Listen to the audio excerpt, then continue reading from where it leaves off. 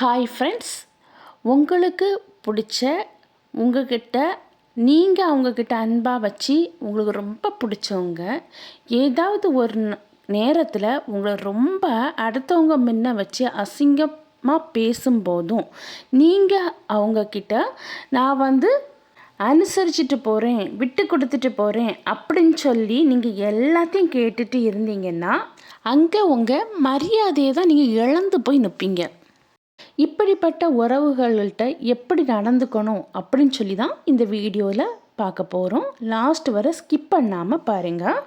உங்களுக்கு ரொம்ப பிடிச்ச ஒரு சில உறவுகள்கிட்ட நீங்கள் நேர்மையானவங்க, உண்மையானவங்க, நியாயமானவங்க அப்படின்னு சொல்லி ஏதாவது ஒரு விளக்கம் கொடுத்து தான் அதை அவங்க நிரூபிக்கணும் அப்படிங்கிற ஒரு நேரம் வரும்போது நீங்கள் அப்படி நிரூபிக்காமல் அந்த இடத்துலேருந்து வெளியே வந்துடுங்க. ஏன்னா அப்படி நிரூபித்து தான் அந்த உறவு நம்ம கூட இருக்கணும், அது நமக்கு தேவையே கிடையாதுங்க. அது போலவே நீங்கள் அடுத்தவங்க மீது வச்சிருக்கிற அன்பு உங்களை அடிமையாக்காத அளவு நீங்கள் பார்த்துக்குங்க. அது போலவே அடுத்தவங்க மீது காண்பிக்கிற இரக்கம் உங்களை ஏமாளியாக மாற்றாமல் பார்த்துக்குங்க. ஏன்னா இங்கே நிறைய பேர் நீங்கள் வைக்கிற அன்பையும் இரக்கத்தையும் வச்சுட்டு உங்களை ஏமாற்றுவாங்க, மிஸ்யூஸ் பண்ணுவாங்க. அதனால கூடுமளவும் நீங்கள் அடுத்தவங்க கிட்ட இரக்கம் காண்பிக்கும்போது அவங்க எப்படி உங்களுக்கு ரெஸ்பான்சிபிள் திருப்பி அவங்க எப்படி உங்ககிட்ட நடந்துக்கிறாங்க, நீங்கள் அன்பு காணிக்கும் போது அவங்க எப்படி உங்ககிட்ட பிஹேவ் பண்ணுறாங்க அதை கவனமாக பார்த்து நீங்கள் நடந்துக்குங்க. ஏமாந்துடாதீங்க. ஏன்னா இங்கே அன்பையும் இரக்கத்தையும் காண்பிக்கிற ஒரு நபரை ஏமாத்துகிற கூட்டம் அதிகமாகவே இருக்குது. அதை நம்ம அவங்க நம்மளை மிஸ்யூஸ் பண்ணுறாங்க அப்படின்னு நம்ம கண்டுபிடிக்காத அளவு அவங்க கரெக்டாக காயை நகர்த்திட்டு இருப்பாங்க. அது போலவே நீங்கள் எந்த ஒரு தவறு செய்யாமல் நீங்கள் தப்பானவங்க அப்படின்னு சொல்லி உங்களை யோசித்துட்டு உங்களை விட்டு விலகி போகிறாங்கல்ல, அவங்க மறுபடியும் அவங்களே பேசுகிறது வரைக்கும் நீங்கள் அவங்கக்கிட்ட பேசாதீங்க. நீங்கள் எந்த ஒரு நான் செய்யலை அப்படின்னு சொல்லி நீங்கள் போய் எவ்வளவுதான் நீங்கள் கெஞ்சினாலும் நீங்கள் எவ்வளோதான் சொன்னாலும் அதை அவங்க ஏற்றுக்க மாட்டாங்க. போய் ப்ரூஃப் பண்ண போய் நிற்கிறது பெரிய முட்டாள்தனம்னே சொல்லுவேன்.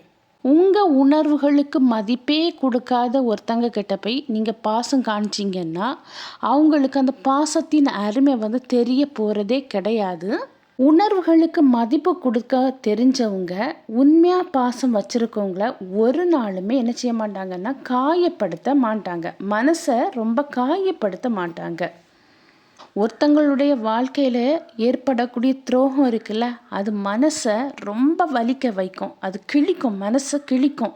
இப்படி துரோகம் பண்ணவங்கள நினச்சி நீங்கள் கவலைப்படாதீங்க. உங்கள் வாழ்க்கையில் யாராவது உங்களுக்கு துரோகம் பண்ணுன்னா காலம் அதுக்கு கரெக்டான நேரம், கரெக்டான வேளையில் அந்த கர்ம வினைன்னு சொல்லுவாங்க, அது கண்டிப்பாக அவங்களுக்கு ஒரு சிறந்த பதிலடி கொடுத்தே தீரும்.